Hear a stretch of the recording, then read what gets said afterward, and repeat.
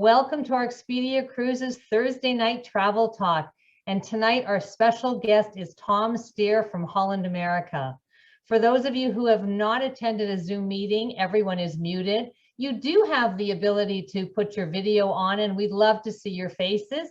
We don't care if you're in your pajamas or having your cup of coffee or glass of wine.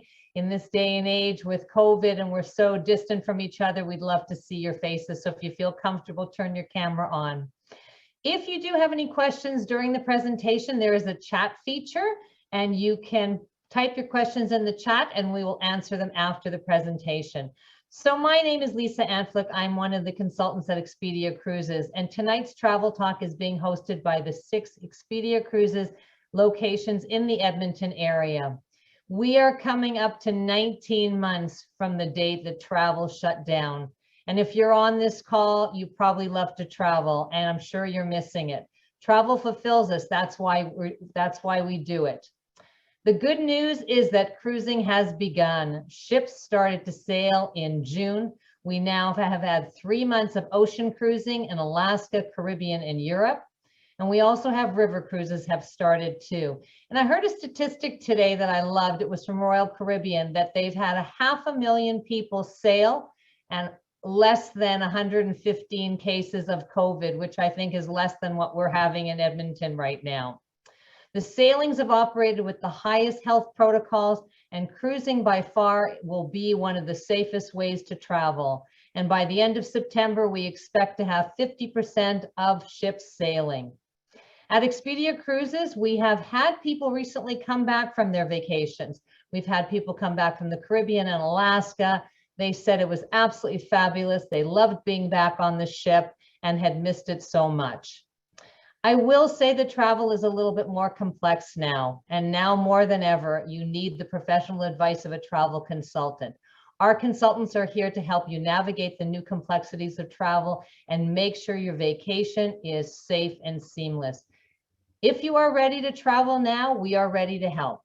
If you're not completely ready to travel at this moment, that's fine, but it always is the right time to plan. Studies have shown that 40% of the pleasure of a cruise comes from planning it. Last year has been challenging, and sometimes what makes me smile and helps me get through the days is to think about where I want to go next. My bucket list has become a to-do list, and I can't wait to start traveling again. Time has passed, and like you, I have much to make up for. Whatever your dreams are at Expedia Cruises, our consultants can help them come true. We are committed to finding you the best value for your travel dollars. We are more than just cruises. Our name is Expedia Cruises, Air, Land, and Sea Vacations, and we can help you plan all the components of your vacations. Best of all, we are in your neighborhood, so you can shop local. So with that said, I'm now going to introduce our special guest, Tom Steer, who's coming to us from Holland America. And it looks like you are on an Alaska cruise, Tom. So welcome. Thank you very much. Yeah, I don't want to disappoint anyone, but actually this is actually a virtual background. I'm actually coming to you live from my basement in North Vancouver. Not quite as glamorous, but yeah, virtually it looks pretty good. We can hope and dream. So thank you for the lovely introduction there, Lisa. That's wonderful. Am I okay to go ahead and share my screen here? Go right ahead, Tom. Let me see if I can pull it up. Give me 2 seconds, everyone. Okay. Do I need to be given the, here we go. I've got it right here. Perfect. Thank you for bearing with me. Okay, I think you can all see my screen now.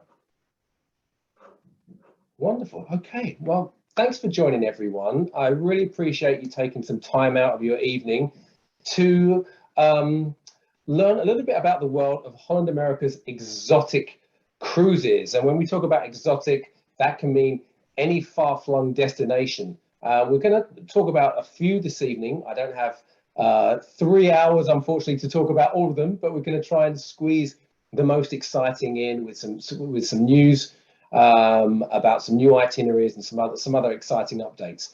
As Lisa mentioned, my name's Tom, and I represent Holland America across Western Canada. And it's always a pleasure to meet everyone virtually. If we can't be together in person, virtual is the next best thing. So it's great to be here this evening. Before I get into all that great stuff when it comes to the cruises themselves, and we talk about the itineraries and the experience of being on board, I would like to touch on something that is on everybody's mind, something that I'm sure you've all had questions about over the last few weeks and months.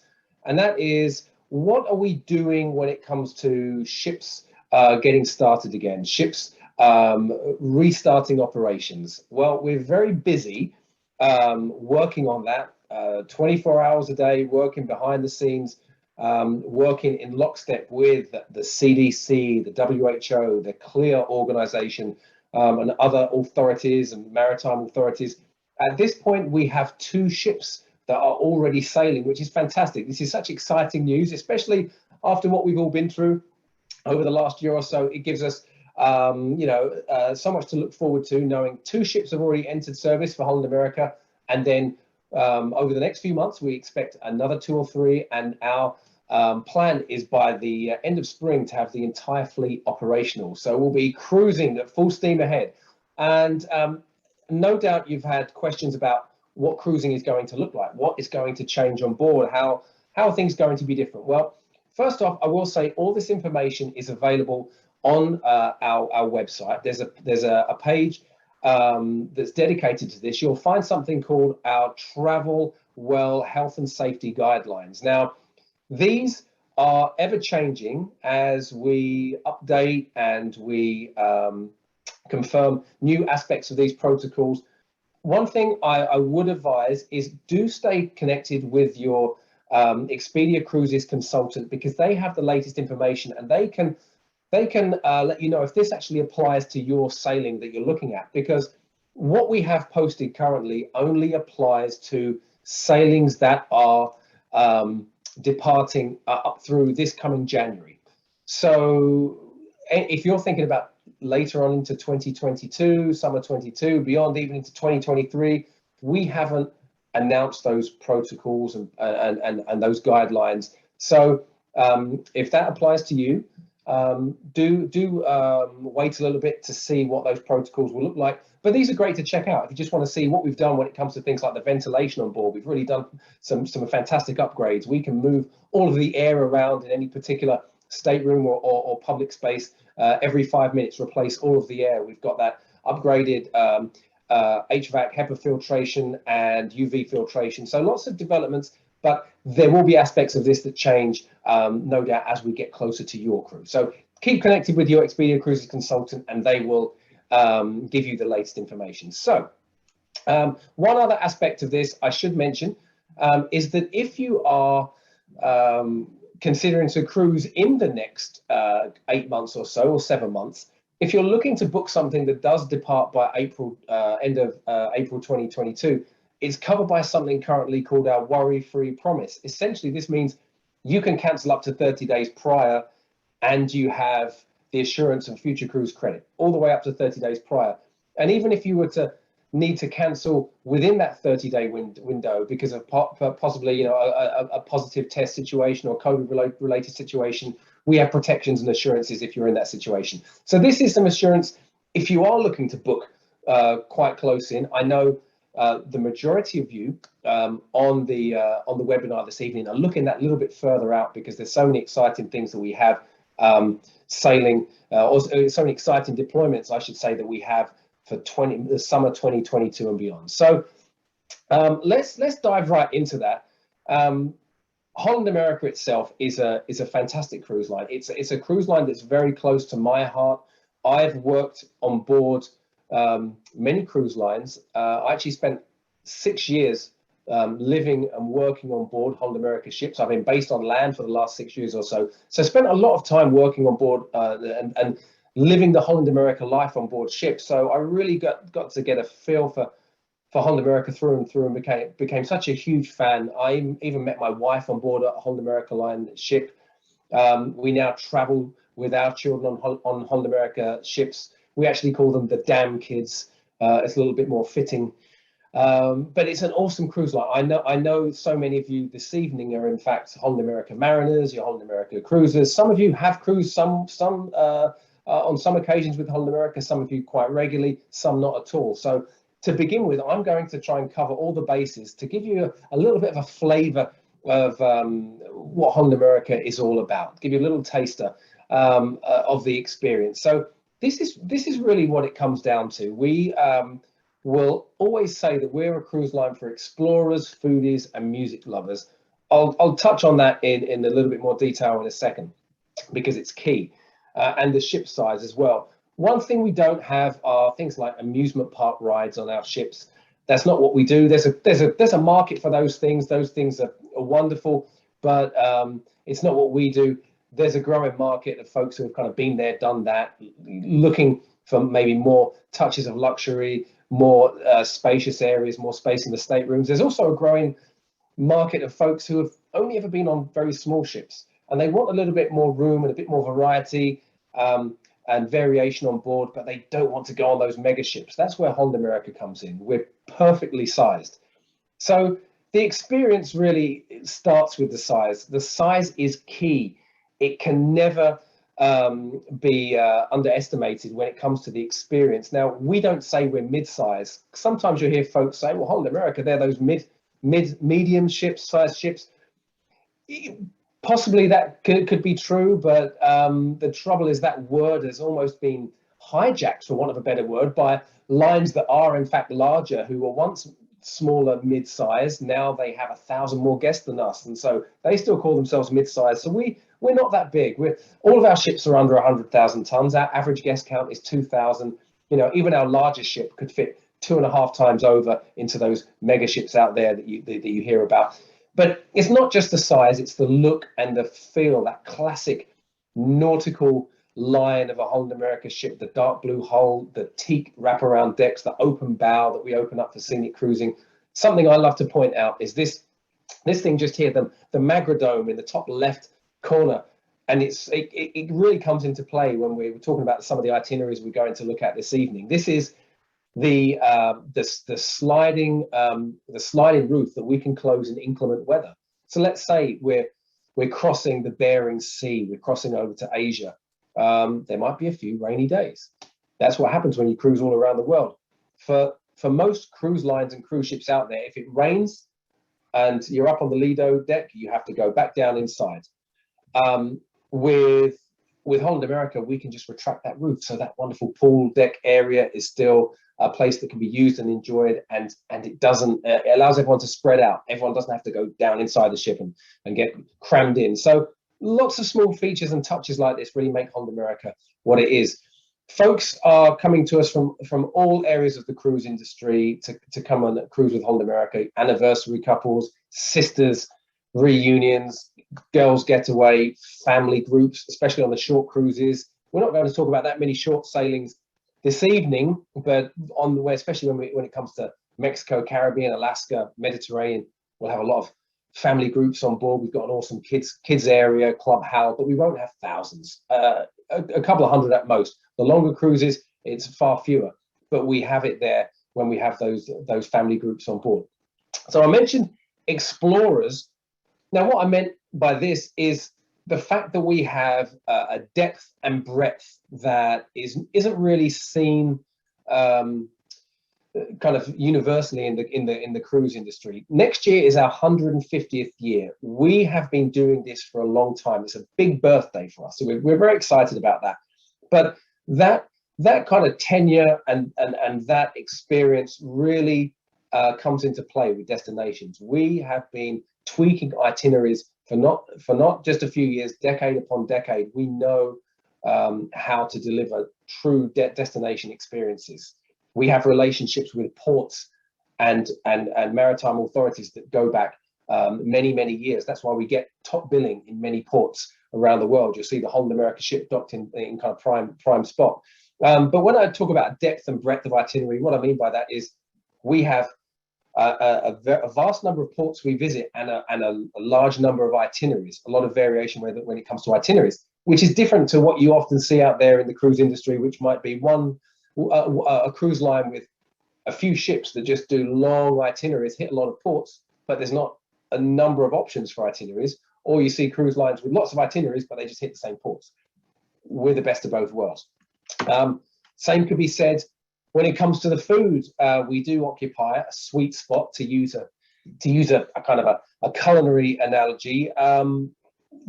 The part that's different here, I mean, we've always been a cruise line for foodies. That's no secret. But I think what it is, we offer something that is just the perfect balance, where if you look out there in the industry and the kind of cruise world, you'll find very small ships that have maybe one dining room, the main dining room, and then perhaps a secondary alternate or casual option. The other end of the spectrum, you find mega ships that have one dining room where it's the one main dining room where it's the same menu every day. And if you don't want to eat in there, you have to pay for one of 12 different alternate dining venues.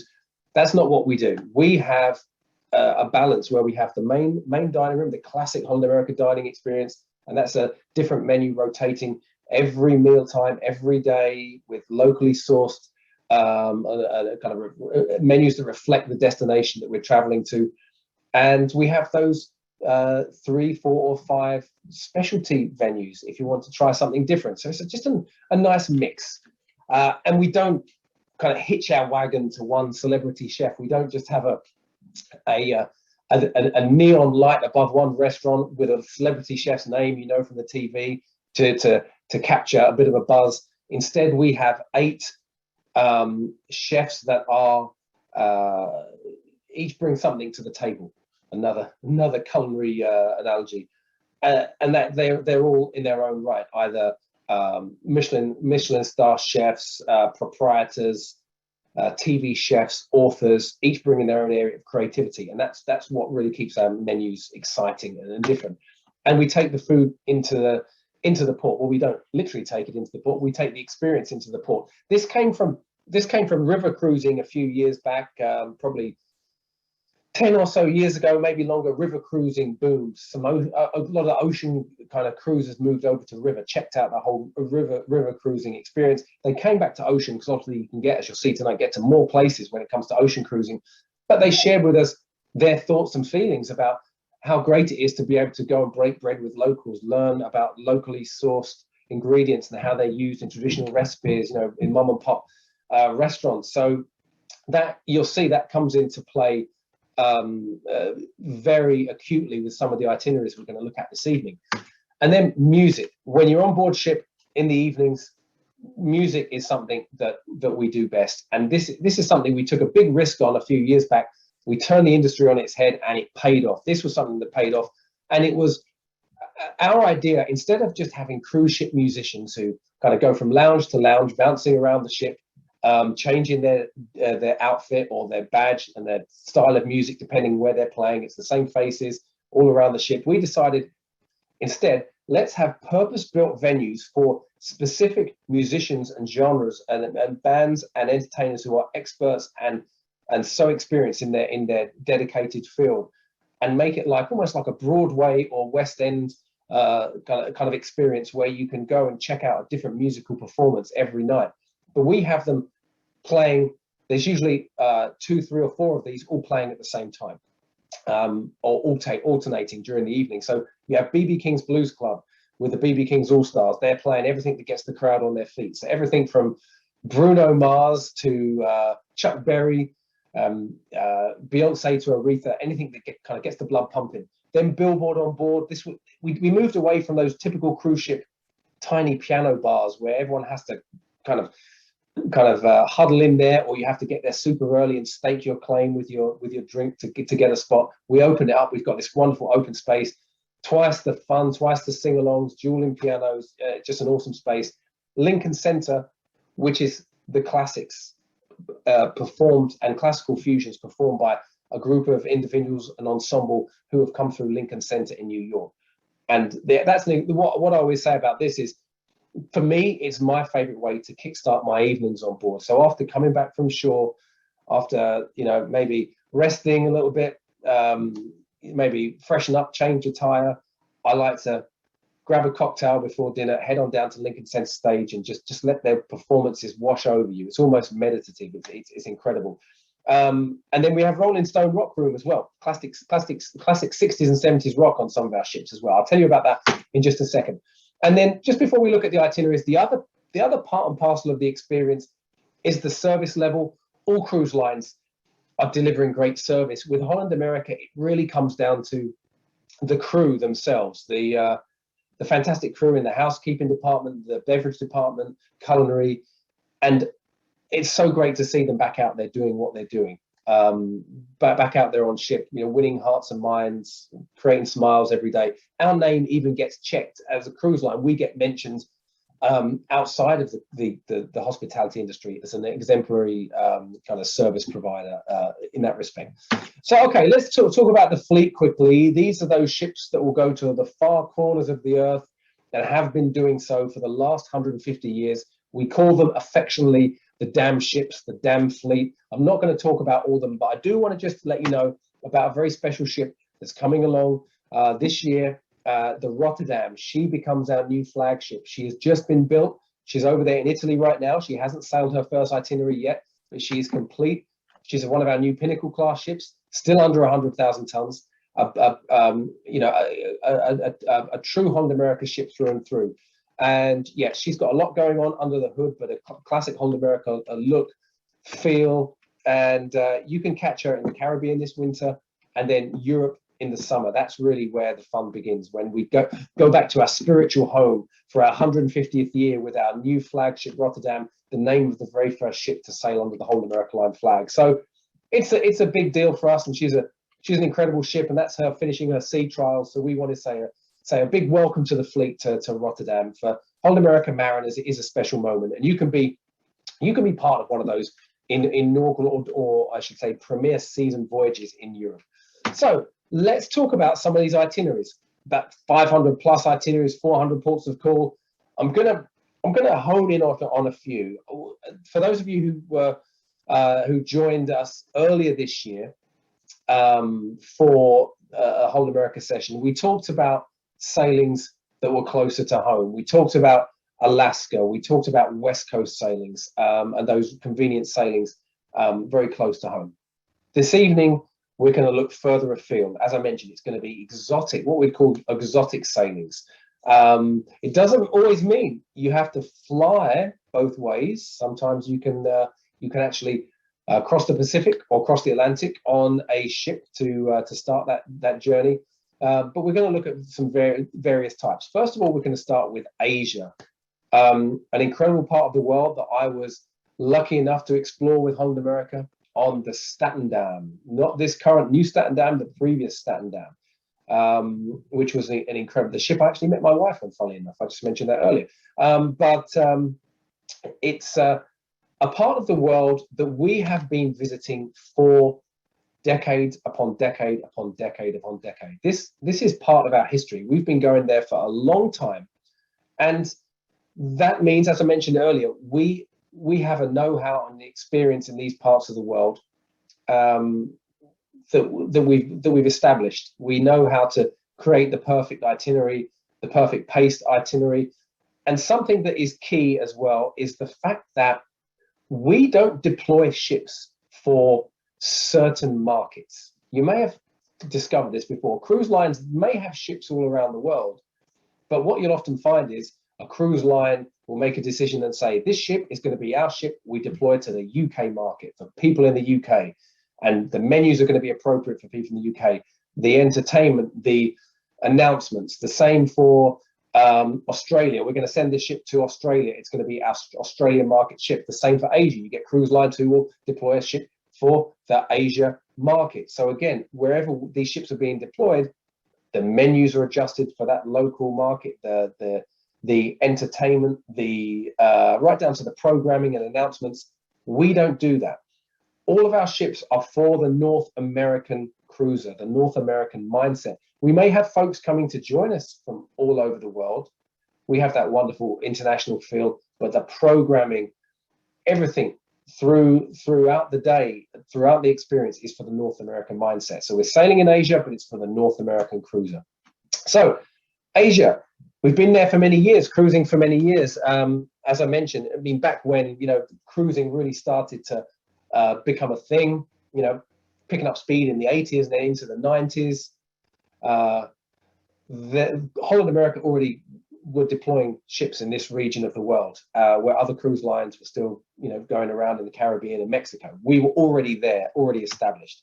So I'm actually going to look at not just Asia, a little bit of Australia and New Zealand. And the season I'm going to look into, or going to share with you, is not this coming season. We're going to look further ahead. As I mentioned earlier, a lot of you are thinking further out. Maybe it's a little bit too close in to do something this winter. Plus, we don't have Asia deployments right now, Australia deployments this winter. We are going back there next winter. So let's look at Asia first of all. These are two of the classic itineraries. Now, if you speak with your Expedia Cruises consultant, or you were to visit our website, you will see probably about 20 or so different 14-day itineraries. There are quite, I'm not going to show you all of them. I appreciate your time, and I don't want to just show you pages and pages of itineraries. That wouldn't be useful. I'm going to show you a couple of the classics. Our Asia season really comes down to two core itineraries that have kind of a variation. So on the left-hand side, you have the Hong Kong Singapore. This one is that as well, that cruise that will include the overnight in Bangkok. It will include Ho Chi Minh City for the shore excursions to the Suchi tunnels. And this is the cruise that finishes in Singapore. Many of these will include Malaysia. There's Taiwan. There's a variation. So you may see that Hong Kong Singapore itinerary, but you're going to get the variation in the itinerary itself, some with overnight stays in different ports. Then you have the northern kind of section, which is Hong Kong, Yokohama for Tokyo. So this will generally include a little bit of the Philippines, Taiwan. Taiwan. This will also include South Korea in many cases. So depending on the date, you will see different variations of this. So that's kind of the starting point. And these can be combined. I'll show you how these combinations work in a little while. But there are other variations that are quite interesting, and that is an option to cruise round trip. This is one of my favorites on the left-hand side, cruise round trip from Yokohama. This is a real deep dive. If you really want to have that full Japan experience, this is the one for you. Because when it comes to cruising in Asia, everyone kind of has a different idea of what that is to them. There's so many different areas to be discovered, but this is if you're looking for that deep dive in Japan, with a little bit of Vladivostok as well, I should say. And Vladivostok, while we go there, it's an incredible place. The Soviet architecture. It's actually where the Trans-Siberian Railway ends, the other side of Russia. So a pretty cool spot. Nagasaki, which is a very poignant place. That's where the Peace Park is, where the bomb was dropped in World War II, of course. Osaka is a key port. Now that's a key port for Kyoto. Kyoto for many it's kind of the quintessential Japan. It has Japan's kind of those classic temples and shrines. All of the best of kind of the quintessential history of Japan is Kyoto. The geishas in the streets. In the spring, the cherry blossom festival. You can also get to Nara. Nara is a beautiful place. The oldest temple in Japan, and the town has more deer than people. Very, very peaceful spot. Some real variety there. You've also got in this particular sailing Amore, which is the town that gave Dean Martin inspiration for that song. You may be familiar with. You know the one. When the moon hits your eye like a big pizza pie, that's Amore. You know the one, right? That's as far as I know. That's where I believe he got the inspiration for that. But I promise I won't sing again. The one in the middle is one I haven't done myself that I really would like to do on a cruise. I've only touched on some Indonesia, but this is the deep dive of Indonesia. Indonesia it's 17,000 islands. That's not 1,700. 17,000 islands. the sheer kind of variety of flora and fauna is mind-boggling. So if you love exploring nature, that lush jungle, the ecological wonders, it's for you. The historical, ancient history, languages, on all those fronts, it's just it's a UNESCO. Yeah, there are countless UNESCO World Heritage Sites, as there are in many of these spots. Some huge cities as well. It's kind of that mix of incredibly dense populaces, and then those incredible spots where you can have those serene moments, and then overnight in Bali as well. So that's round trip Singapore. And then I do want to mention this one on the right hand side as well, because this is Seattle Trans-Pacific. You can take this in September when we take our ships over to Asia, or you can take it in the spring when we bring our ships back over to the West Coast for the Alaska season.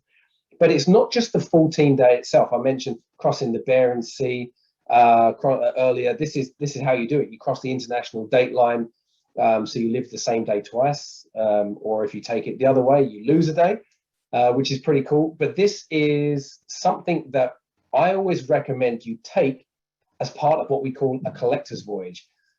So to do this, reach out to your Expedia Cruises consultant. They'll let you know what this is all about. A collector's voyage is basically when two cruises are put together. They can do it in a flash, in their system. They put them together for you, and when they do that, you get approximately a 10% price break. Seattle to Yokohama now becomes 28 days, and now you're getting that deep dive of Japan that I just went through in combination with the Trans-Pacific.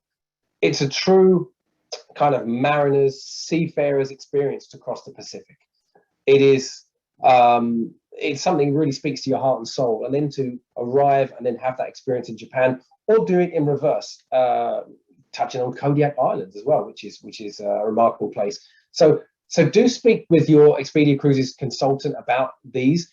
And then those two at the beginning I showed you, kind of the northern leg, that is kind of Hong Kong up there, and Shanghai as well, up through into Japan and South Korea, or the leg that goes down into Singapore. That can be combined to make 28 days. So if you really want to check Asia off of your bucket list and get it done, these are two great ways to do it, going kind of more in depth. And I must just mention this, because I did show you in the beginning, we have ships down there in Australia and New Zealand. There are two quintessential ways to do this. That will be Sydney, Auckland, or the reverse, or do the full circumnavigation. This one on the left-hand side is what you'll find the most frequently occurring. We do this throughout the season. I've just picked one example here, but you get the big cities. You get Sydney. You can fly in early, spend time in Sydney, Melbourne, a bit of Tasmania, meet the Tasmanian Devils, cross the Tasmanian Sea, Milford Sound, which is scenic cruising. If you love Alaska or the Norwegian Fjords, New Zealand is incredible. Milford Sound is truly beautiful, and there's so much variety in such a kind of in such a small area. Dunedin has got this kind of Scottish heritage that really shines through. Napier is a really interesting spot because the entire town was leveled by an earthquake in the 1930s, which meant that it had to be rebuilt, and it was rebuilt in the style of the time, architectural style of the time, which was Art Deco. So the entire town is a living, breathing Art Deco museum. Even the locals keep cars from that period. So yeah, that's a really cool place. And then as you get up into the Bay of Plenty and then Tauranga, those northern reaches, that's where you find all the geothermal wonders, the spouting geysers, that type of thing. So that's that cruise in reverse either way, 14 days. That's the classic Australia, New Zealand cruise for us, mainly New Zealand. On the right-hand side, this is something special. This cruise books up very quickly. It only happens once. This is 35 days round trip Sydney, the Australia circumnavigation. You get the Northern Territories up through the Barrier Reef, scenic cruising through the Barrier Reef, stops in Airlie Beach, Cairns as well. As we come around, before we come back around down the west, you touch on Indonesia, Komodo Island, where you can get up close and personal with the Komodo dragons. You can also do that on one of those Indonesia cruises that I just showed you. But then as we come around the west coast, that they're parts of Australia you don't normally get to reach on a cruise or a land package. incredibly beautiful, ecologically astounding, lots of overnight stays. Whenever you see that half moon, half sun symbol, that means you stay overnight, so you get 2 days. So if you're looking now to catch up on your cruising because you have missed out on so many cruises and you want to do something longer that gives you more, this is the kind of cruise you need to look at. But with these cruises, you do need to book ahead, book early, because the longer the cruise, the fewer times it occurs, the quicker it sells out. And all of the Expedia Cruises consultants can attest to that. Now, I'm going to touch on Europe here, because for some of us, Europe doesn't seem that exotic or far and flung. But there are some key itineraries here I just want to share with you to show you the kind of in-depth, off the beaten track side of Europe that that really does come in under the kind of the umbrella or the wheelhouse of those folks who like to cruise exotic. And we see that in the loyalty and the repeat element of cruising. Folks who will cruise Asia, when they do Europe, they'll do certain type of cruise in Europe. So we kind of get a sense for what a certain type of cruiser enjoys. So when we're in Europe, we're going back to our spiritual homeland. We're not a European cruise line just operating in Europe, welcoming guests from Europe. We're not a North America cruise line going over to Europe trying to play in their backyard. We're both. We have the heart and soul and authenticity because of our European heritage, but we're headquartered in the US these days, so we have the North American mindset, like I mentioned earlier. So it's a perfect product for authenticity and assurance in that way. It's like being shown around a new place by a friend who's moved to that city, who you feel comfortable with, and they're showing you around, giving you the inside track. That's what we do. So many cool ports, so many cool areas in Europe to discover. These are some of those that kind of jump out at me right here. Bruges, for a start. You'll find this on some transatlantics, which are really fun, and you can build out into longer sailings. We don't often hit it. It's not on every sailing, but it's an incredible place. Just strolling those canals, the architecture, the smell of the fresh Belgian chocolate, the moulet frites, the Belgian Trappist beer. It's just a feast for the senses. You'll find that on a lot of those transatlantics. As we get further up into the Norwegian fjords or up into the Northern Isles, you'll hit Bergen or Iceland for the Blue Lagoon.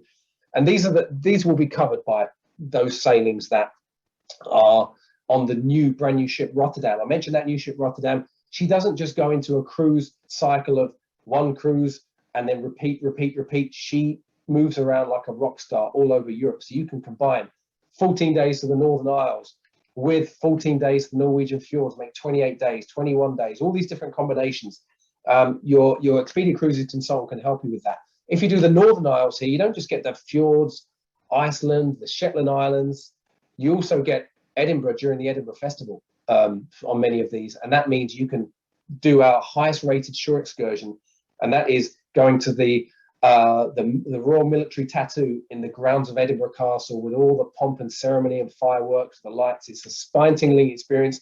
It's our #1 rated shore excursion, and it always sells out. So that's why you have to book things like this early.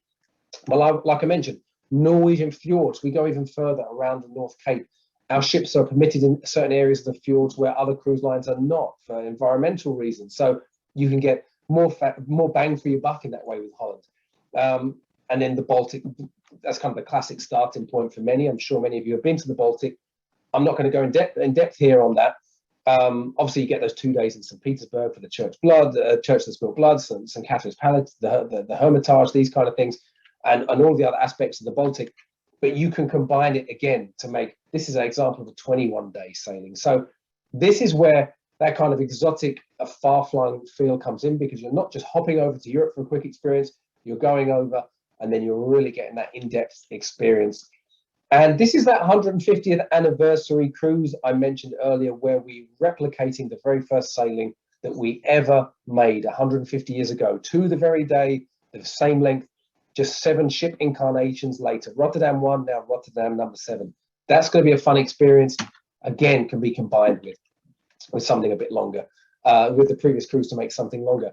This is really what I want to touch on, and that is that the Volendam is our new kind of, well, she's not our new ship, but she's the new smallest ship, as in she is now one of two ships that are unique unto themselves. They're smaller than other ships in the fleet, and they will be doing cruises in Europe that go off the beaten track. We call it Voyages of Distinction. So she'll sail into Bordeaux. She'll sail up the Gironde estuary into Bordeaux, where you can see the vineyards as you cruise in. You can sip some Bordeaux while looking out at the vineyards you were walking in that day.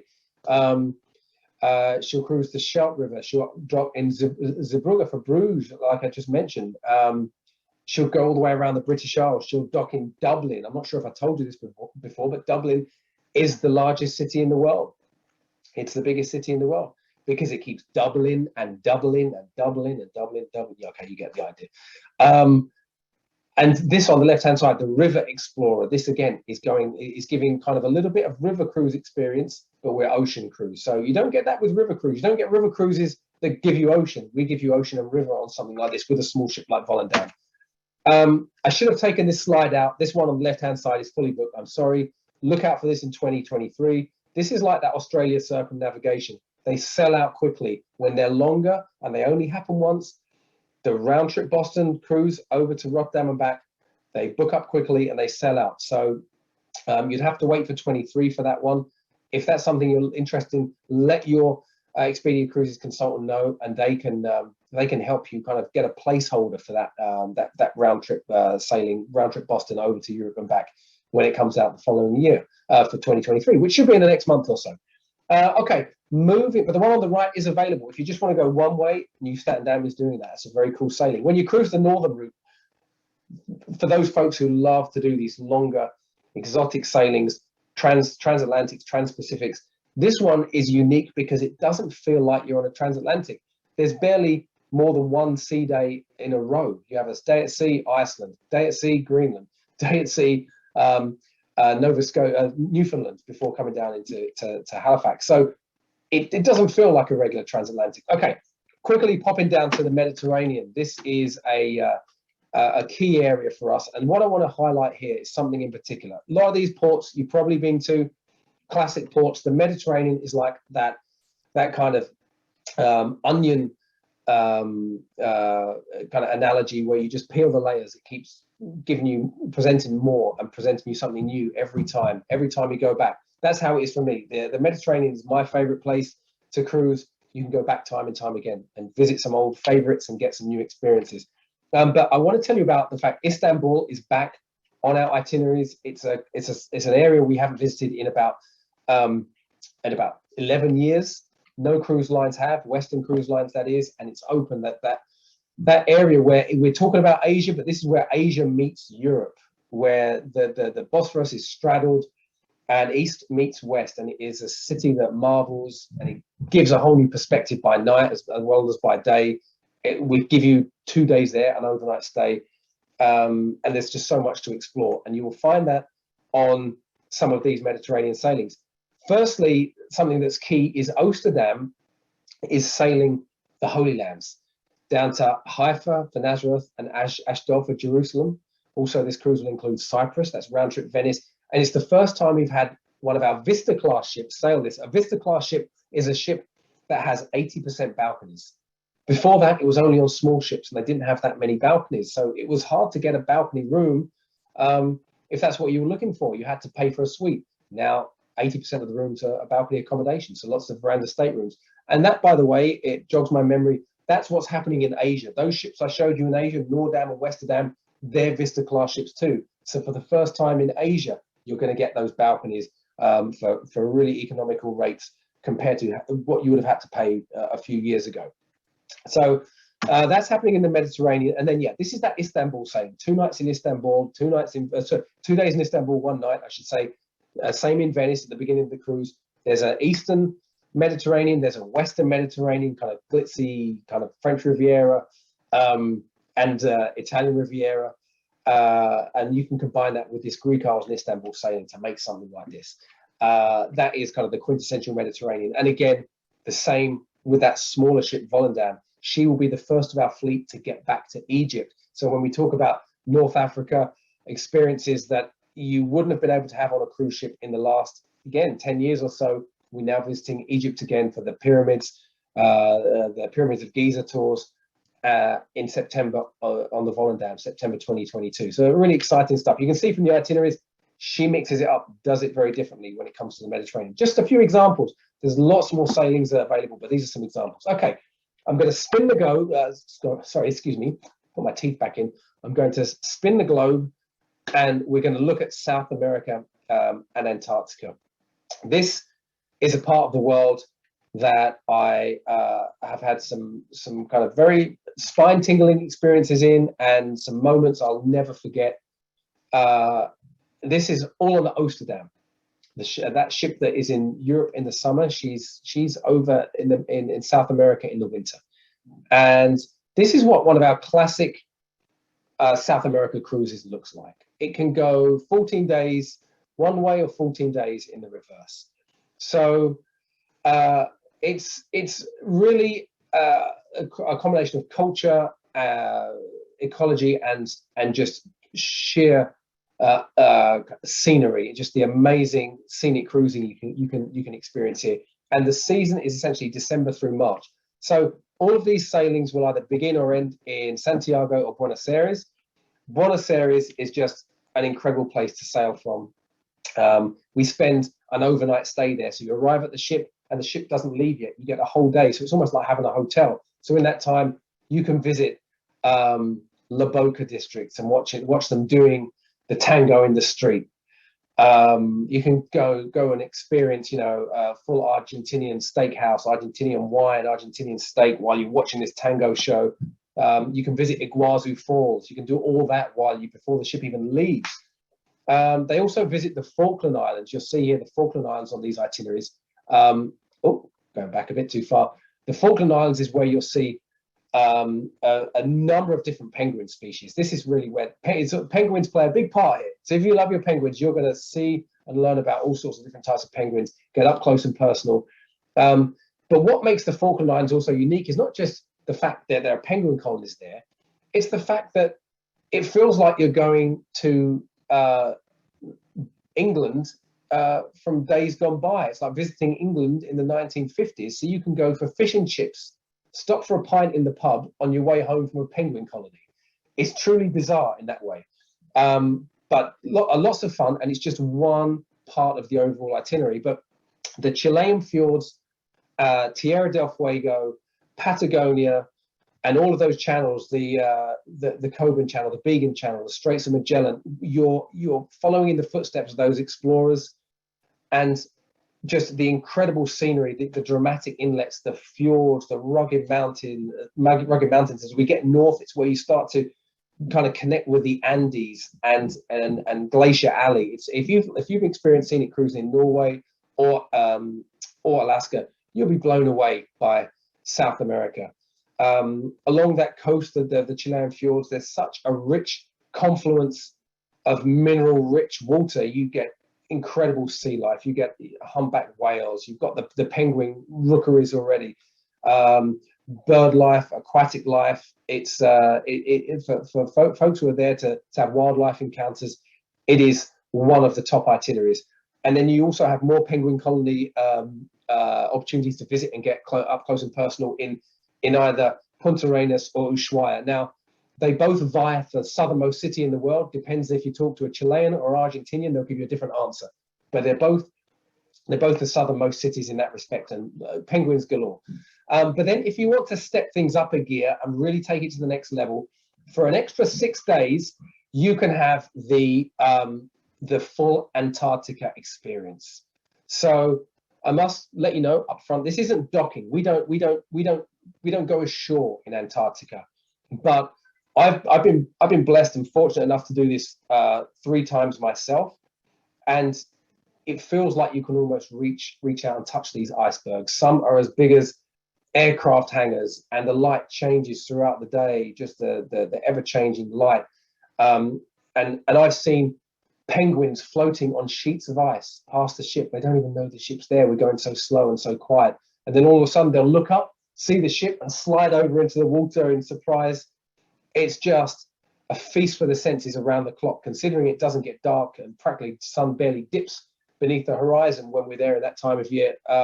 There's just something to see all day long. The colors change around the clock, and we give you 4 days of scenic cruising experience. Now, when you'll see on the itinerary, it just says Antarctica scenic cruising experience, almost as if it's a TBA or TBD. It kind of is when we get down there. The captain, the ice pilot, our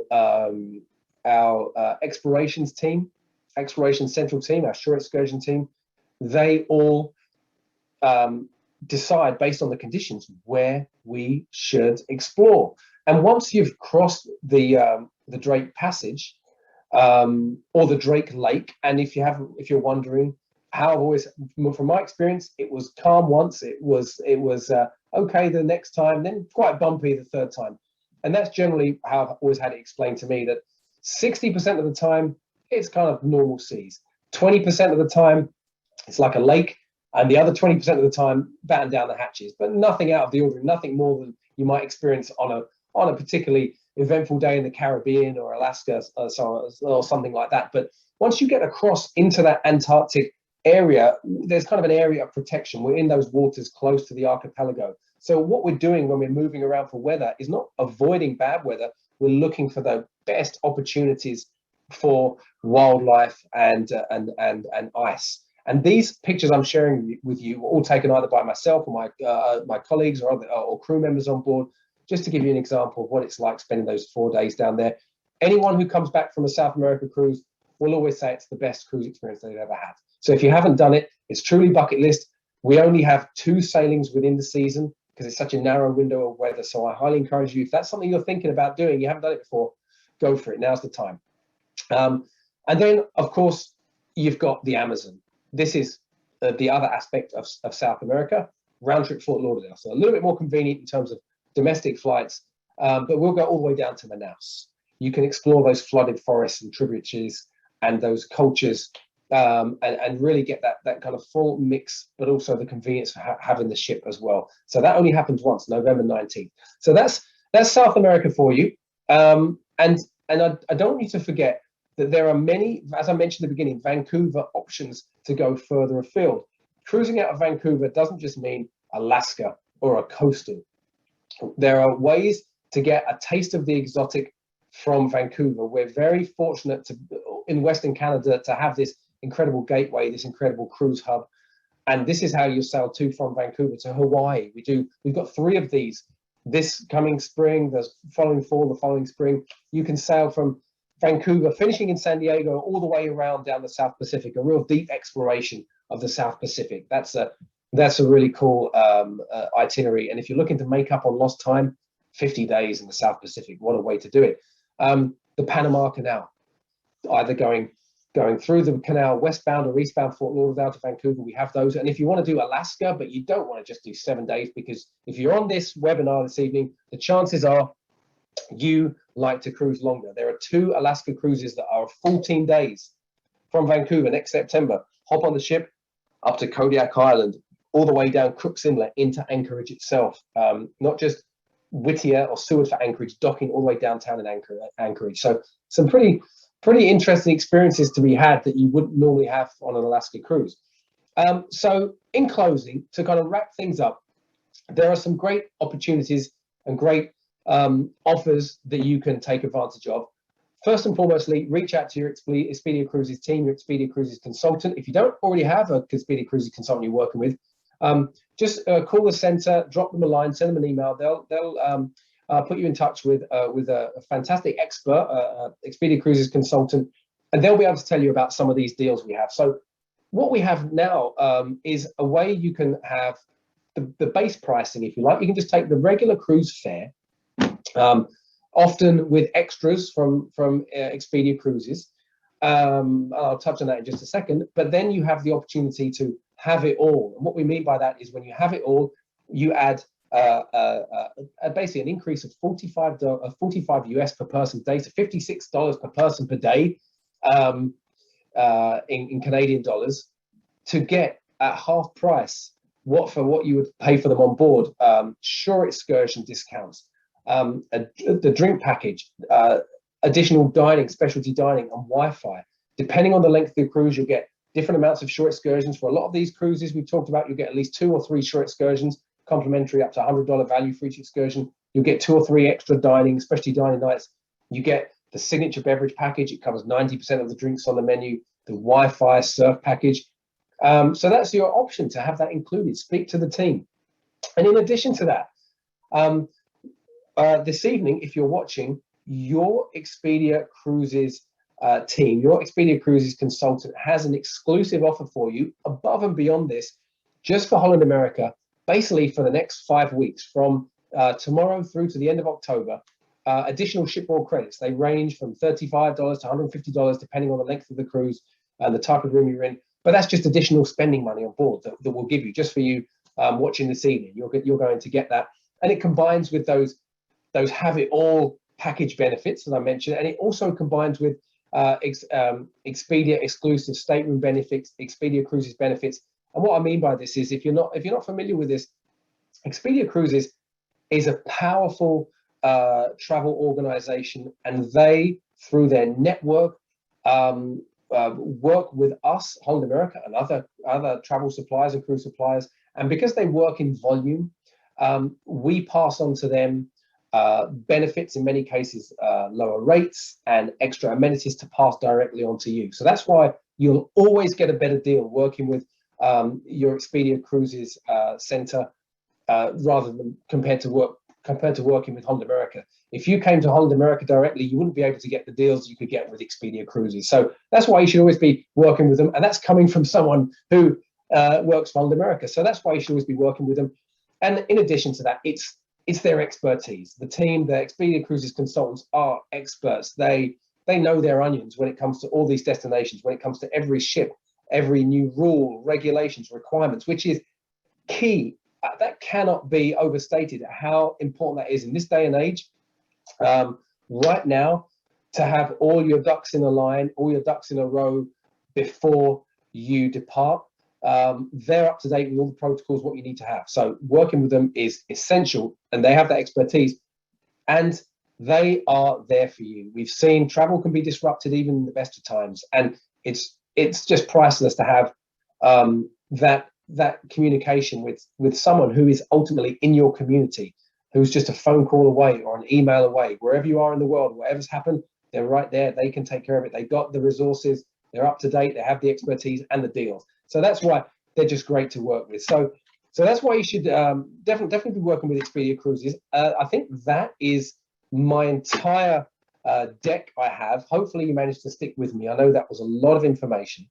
I'm going to go ahead and close down my screen here. Lisa, do we have any questions that came up? We do.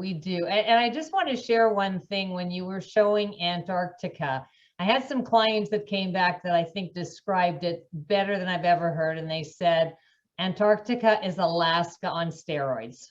Yes. Yep, I've heard that before, completely. Yeah. You have to see it to believe it. Yeah. Thank you, Tom. Fabulous. I mean, I'm sure everybody else, like, I'm ready to get my suitcase out. I'm ready to start packing, and I'm ready to start planning for the future. And I loved what you talked about in terms of the longer cruises. We really, all of us, have so much to make up for. And I love your voyages that you can put together. So, if you're going to spend the money for airfare, don't do 7 days, do 14 days, do 28 days, do 50 days. I loved, for anybody who doesn't like to fly, the options of those longer sailings from Vancouver are spectacular as well. So that said, we do have some questions. Question about the policy regarding single occupancy. Is it just double the price on board? Good question. Yes, it is. At this time, it is. So the single supplement is it's 100%. So it's whichever category you're booked into, it will be the same base fare again. You're only going to pay the taxes, fees, and port charges once. So yes, essentially that will be the case. However, on our Pinnacle class ship, so that's Rotterdam, the new ship Rotterdam, New Statendam, she sails in Canada, New England, and Northern Europe, and then Koningsdam, she sails Alaska in the winter, Alaska in the summer, Mexico in the winter. Those Pinnacle class ships, there are 3 new Pinnacle class ships, they have single occupancy staterooms in the Ocean View category. They're called 00, like James Bond, 00 category rooms. And these are the best deal if you're a solo traveler, or if you're with a group of other folks, but you're booking that room on your own. These are great value if you're the type of cruiser who needs to have a view, who needs a window, because they do price up way better than any other Ocean View room that you'd have to pay double occupancy, single supplement rate for. However, if price is the number one factor, it's still more economical to book the lowest category interior room without a window and just book that at the regular single occupancy rate, if you catch my drift. So there are rooms for those single occupancy solo travelers, but only in the Ocean View category on some ships. Okay, thanks, Tom.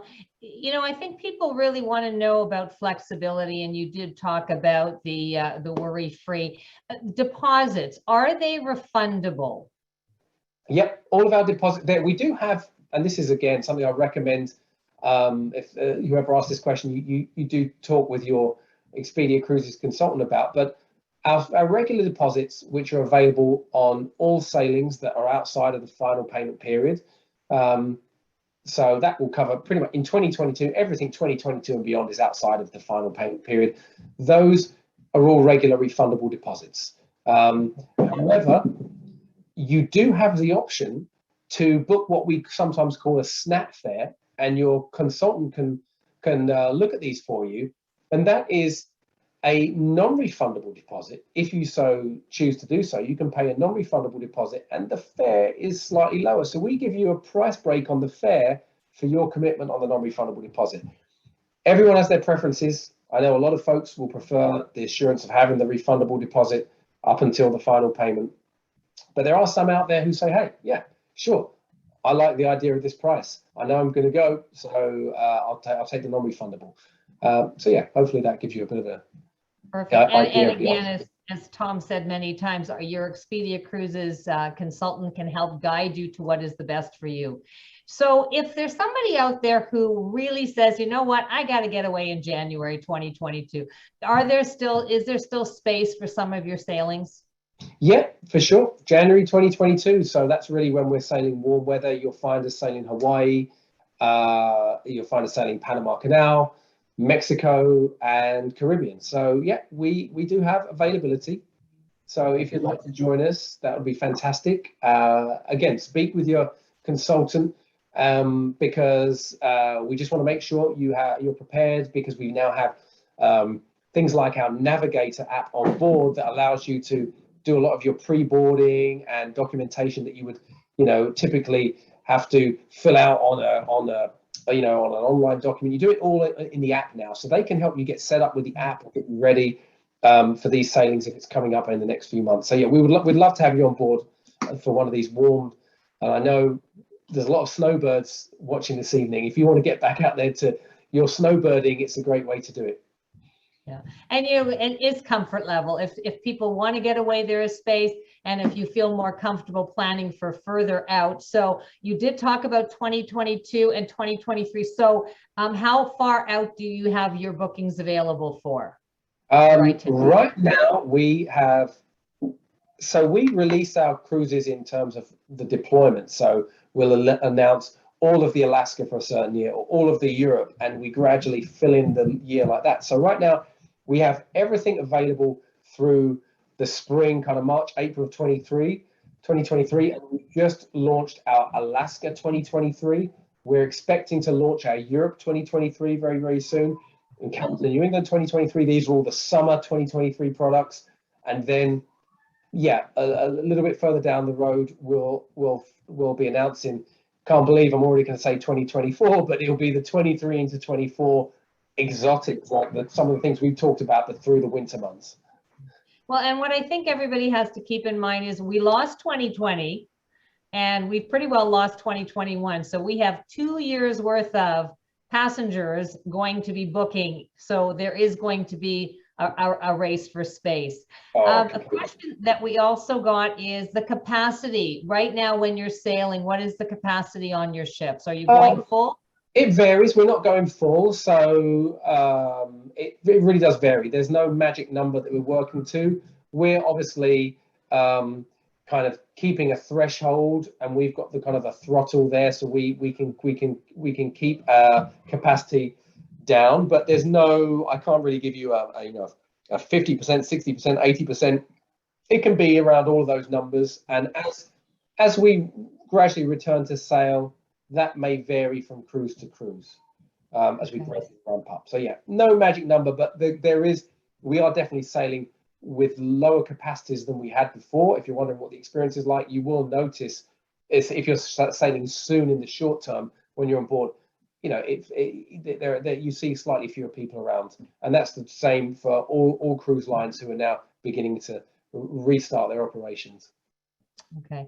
One more question, Tom. Vaccination policy. Do you require your passengers and are your crew vaccinated? Yes, 100% vaccinated. Our crew are vaccinated. We do require vaccinations. Again, all of the protocols and requirements really are only being in place as required. Currently, you only see it applying to cruises through January 31. However, it is very likely that part of the requirement will continue. I don't see, personally, this is my own opinion, why that part will be lifted. I don't think it will be. I don't think anyone in the industry or cruisers would assume that would change. But right now, I can only confirm that requirement through the end of January 31. I believe in the next month or so, we're going to then roll out the requirements for the rest of 2022. But as it stands now, if you're coming on board right now, between now and end of January, we do require vaccinations. And for us, is that fully vaccinated is either 2-dose Pfizer, 2-dose Moderna, or a mix of Pfizer, Moderna, the mRNAs, so a full mix of the mRNAs, or a full AstraZeneca, 2 doses of AstraZeneca. Unfortunately, at this time, Holland America and many other cruise lines, all of us following the CDC framework, we do not recognize the mix of 1-dose AstraZeneca, 1-dose Pfizer, or 1-dose AstraZeneca, 1-dose Moderna. Currently, although in Canada, that meets the requirements and is recommended currently as far as cruising and the CDC, who we work in accordance with, that mix is not considered fully vaccinated. So whether that changes down the road, I cannot speculate. Perhaps it will, I'm not sure. But for now, full mRNAs or full AstraZeneca is fully vaccinated for us. Okay, all right. And again, you know what, this whole situation, it changes from day to day, from week to week. Mixed vaccines are being recognized outside of North America because the CDC does not rule that. So again, another reason to call and contact your Expedia Cruises consultants so that we can help you navigate all of this. In the chat, you will see some links. We've got some exciting things happening. Next week, our travel talk will be with Azamara Cruises, and we are also doing our World Explorer events on October 5th, 6th, and 7th. There's going to be a number of different cruise lines coming and giving some presentations similar to this, couple in the evening, and also one day we're having them kind of in midday. So I do want to thank you all for joining us. If you are interested in travel, whether it's now or later, contact us. Let us find the right cruise for you. We thank you for your past travels. We thank you for your future travels, and we look forward to helping you plan your next dream vacation. Tom, thank you again for a wonderful presentation and showing us places in the world that is going to be on most of our bucket lists. Thank you. Thanks for having me. Good night, everyone. All right. Thanks Lisa. So much. Bye. Bye-bye.